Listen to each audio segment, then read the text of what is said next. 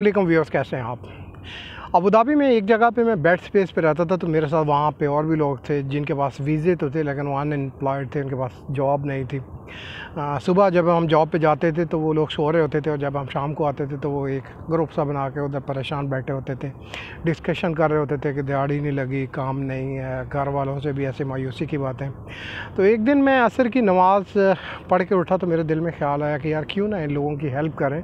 शायद इनको पता नहीं है कि कैसे अप्लाई करते हैं, सीवी बनाते हैं, किस तरह से ऑनलाइन एप्लीकेशन दी जाती है, ताकि इन लोगों को भी कहीं से अच्छी कोई जॉब मिल जाए और ये भी अपने घर वालों को पैसे भेज सकें। तो मैंने उन लोगों को कहा कि आप ऐसा करें, अपने 1 बाय 1 पेपर लेके आएँ जो भी आपके पास मौजूद हैं, तो मैं आपकी सीवी बनाता हूँ और उसके बाद इंडीड वगैरह, लिंक्डइन जहाँ पे भी है मैं अपलोड करता हूँ।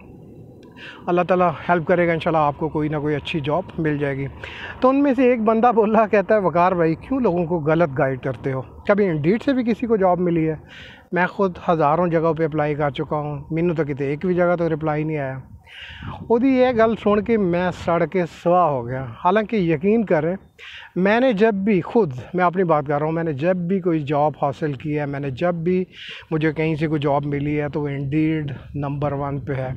मैं इंडीड को हाईली रेट करता हूँ, पता नहीं क्यों, या तो मुझे वो यूज़ करनी आती है या ये है कि मुझे उसका ट्रिक पता चल गया है।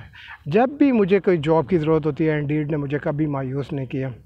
खैर, मैं उनकी बात सुन के मैं गुस्से से उठ के बाहर चला गया। मेरे बाद भी वो लोगों को बताता रहा, ऐसे है वैसे है, देखें जी अल्लाह ताला ने इनकी हेल्प कर दी है, इनको अच्छी जॉब मिल गई है, तो अब ये लोगों को बातें सुनाते हैं वगैरह वगैरह।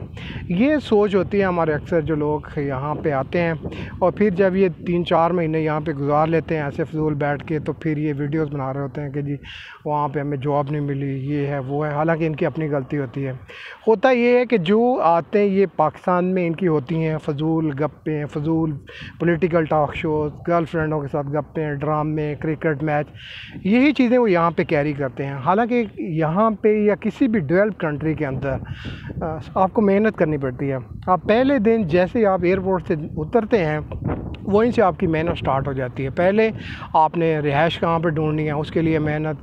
रिहाइश मिल गई है तो आपने जॉब कैसे ढूंढनी है, उसके लिए आपको 12 घंटे मेहनत। फिर जब आपको जॉब मिल गई है तो फिर वहाँ से ऐसा नहीं है कि आप दिहाड़ी लगाएं और आपको वहाँ से पैसे मिल जाएंगे। वहीं पे आपको 8 घंटे 10 घंटे की जितनी भी आपकी जॉब है आपको टका के मेहनत करनी पड़ती है, तब आप जाके कहीं पे सर्वाइव कर सकते हैं।